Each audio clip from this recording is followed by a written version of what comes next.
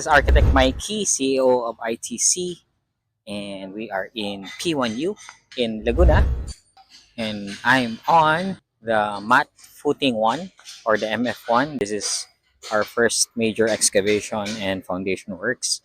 As you can see on this area, we're done with our first lift. That's the portion of the column where you first pour concrete, and we don't normally pour concrete all the way up to the second floor level. So the upper third usually goes with the beam and the slab pouring there. As you can see from here all the way there, it's empty. It's enclosed in formworks. And over here, we just continue to work on the column ties. That is about the second floor level only. So each tie is measured carefully. As you've noticed, the distances are fixed along that part already because those that are close to each other are on the ends or the edges. If you can see the beams, it's too far right now, so I won't be able to go near there. Next time, I'll go to the second floor and show you some beams and other works. And back to this installation of column ties. It's prefabricated with the bends. They just bring their tie wires and special tools to install them with the right distances. And over here is the star of the week. We're gonna pour this tomorrow. We're done. About 98% of the rebar works. Most of the pipes are just PVC. We embed them inside the concrete, so the concrete will protect the pipe and the pipe will protect whatever is inside, like the water or wires. And the reason why this part is higher than this part, as mentioned before, because below that one are the tanks. It's almost like we poured the SOG already, or the slab on grade, because the tanks are grade and they are also slabs, right? So the concrete top of the tanks are slabs, concrete slabs. So we have there the fire tank, domestic tank 1 and 2 below.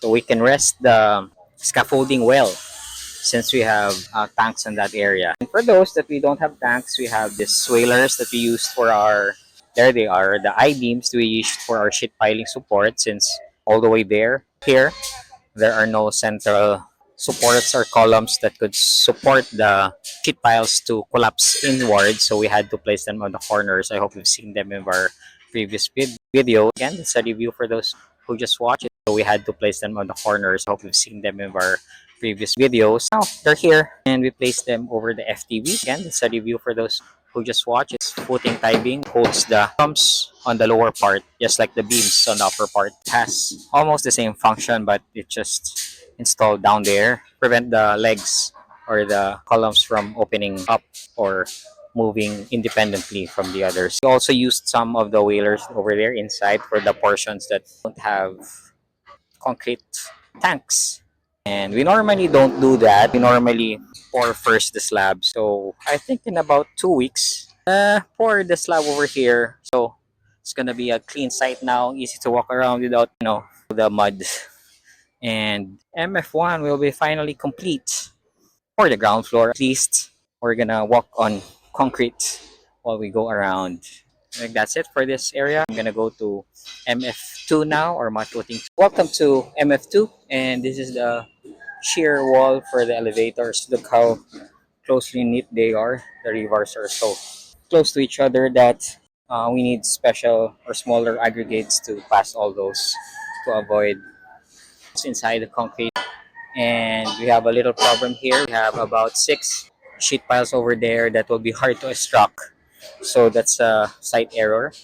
I understand that they wanted to complete this one first before removing the sheet piles, or at least for that area. But before they place the ties, they could have removed the sheet piles first. Now we don't have access for the excavator and the vibro hammer, so that one is too high to cross over. Thinking of putting just chain block and vibrate the chain block all the way up, pulling this sheet piles over here, because the whole length is around at least 25,000 each. So sayang din, di ba? That's around 50,000. May iwan dyan if we can't leave that one. So, behind me is MF2, which is the tanks. And I think some of it, this was already part of MF2. And one of these days, I'll show you what the slab preparation looks like. If you've seen our previous videos in T2C, yeah, we did a lot of those auxiliary works, cabling for CCTV, etc. But we're here to talk about MF1. So we're just finishing the sheet piles installation. These came from the other side, MF1, and we're transferring them. Welcome to MF1, mud putting one, and that is our excavator with a hydraulic vibro or vibrating hammer. And we're down to our last few sheet piles. So these are the sheet piles. There, we used them from MF1, and we're now using them here. And we're gonna pull out about half of them because we're almost done also with MF2 sheet pile works.